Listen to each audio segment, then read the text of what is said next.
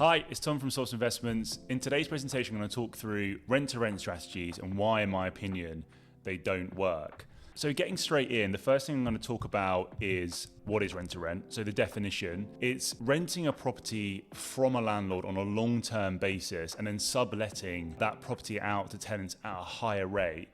It's typically done either through, renting out as an HMO through individual rooms, or most commonly through short lets as part of an Airbnb short let model. It's marketed as a low cost, high return strategy. So let's get into why fundamentally I don't believe these rent-to-rent strategy actually stacks up. I'll put a few of these things out on the slide to start with. So the first thing is the profit margins on this business is pretty low. So once you've covered all of the landlord's rent itself, the bills, maintenance, voids, admin costs, and you were to operate this thing over, say, a 12-month period, and you tallied all that up, the actual margin that you can generate out of this model is actually very low, and relative to the risk you're putting in, because it's not asset backed, it's really cash that you're putting in to make this work, and all you have from you have a long-term liability in terms of this tenancy agreement that you're having to cover.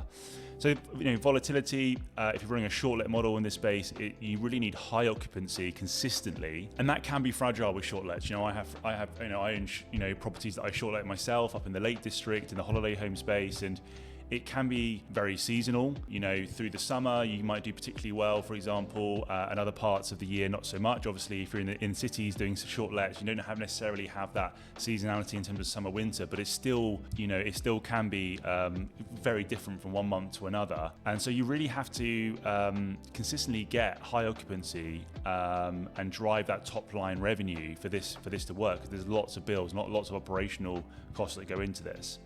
Increased regulation, councils, legal bodies, the tightening restrictions on this.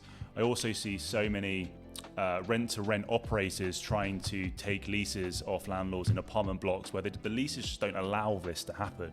They're not actually allowed to operate short lets in a lot of these buildings, and a lot of that is because there's an insurance problem.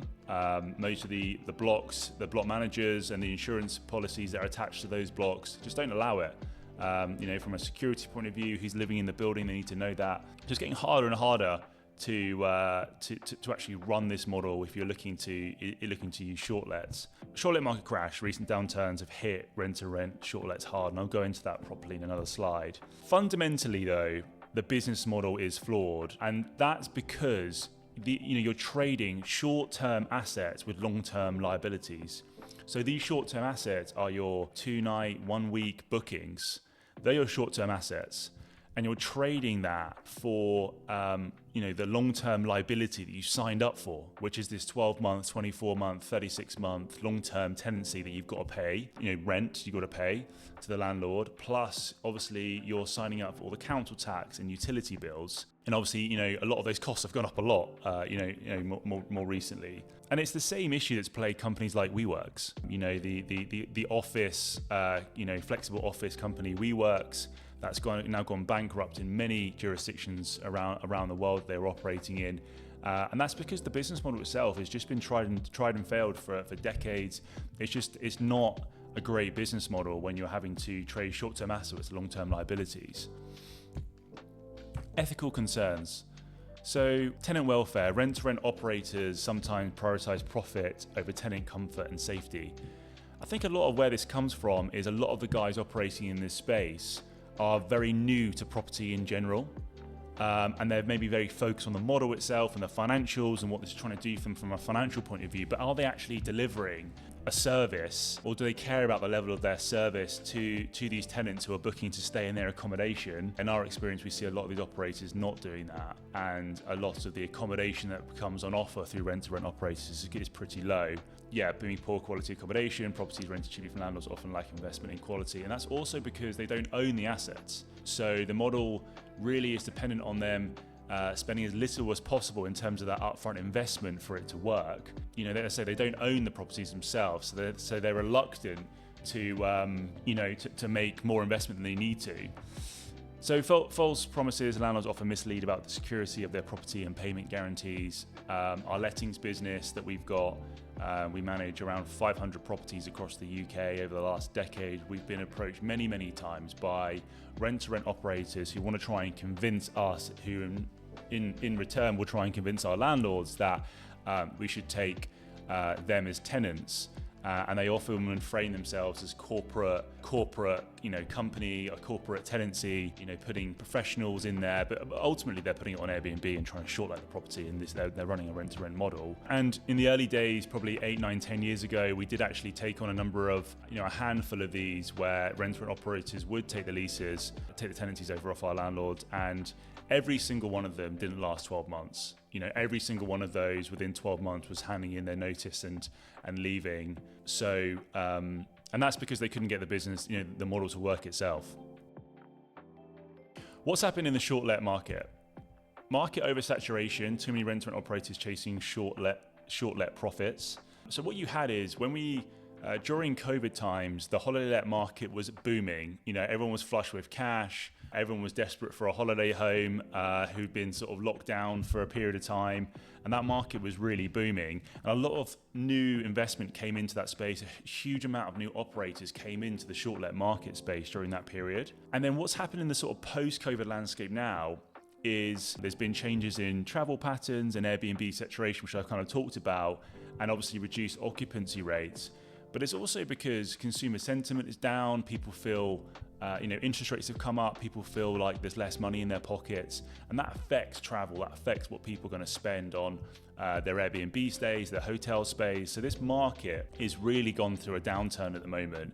And it's really shaking out a lot of those operators who came into the space during COVID, and it's made it really challenging. I mean, the other thing to add there as well is at the same time, long-term rental prices have gone up considerably in the last 2 years, and so it's made it very difficult. In our portfolio, we've had a huge amount of landlords who are in the short-let space who've just come back to taking a long-term tenant because the rent has gone up on the long-term rental side. On the short-let side, a lot of those metrics have fallen away from them. So not only are people booking less holidays, they're not staying as long, so the revenue's been affected, but at the same time you've got costs of energy and utilities has gone up considerably.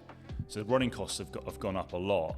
It's made it very hard to really argue when you look at your same property and the sort of rental values has been, a lot of those landlords thinking, well, I might as well just take a long-term 12-month, 18-month, 24-month tenancy, and I'm going to be the same, if not more, than what I'm making now on a short-let basis without any of the risk, any of the headache, any of the operational things that go with having to do, run a short-let.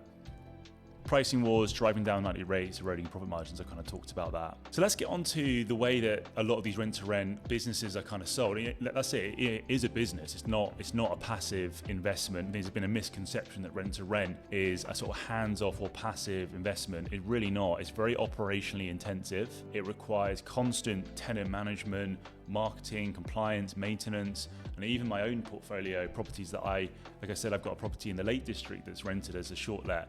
And even with a management company in place, there's still quite a lot of operational decisions I have to make all the time, and I receive the reports, and it's just not as straightforward as a long-term tenancy where rent's coming in every month on a consistent basis. So yeah, time-consuming.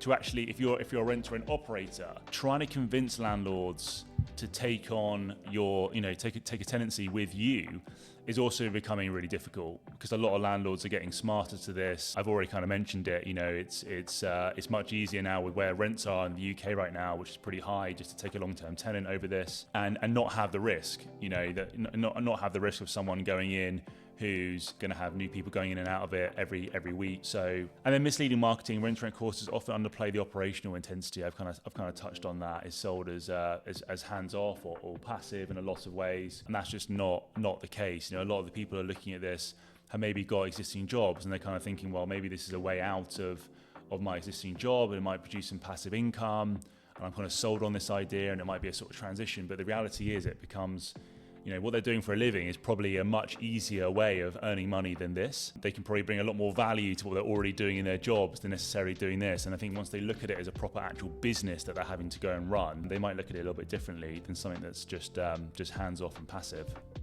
So I think the main, just to summarize here, rent to rent may work for some, but it's not the passive high return strategy that many think it is. It's a business that requires time, effort, and operational skill. And I think it is far better to focus on ownership models that actually build long-term wealth. Hope that helps. Thanks.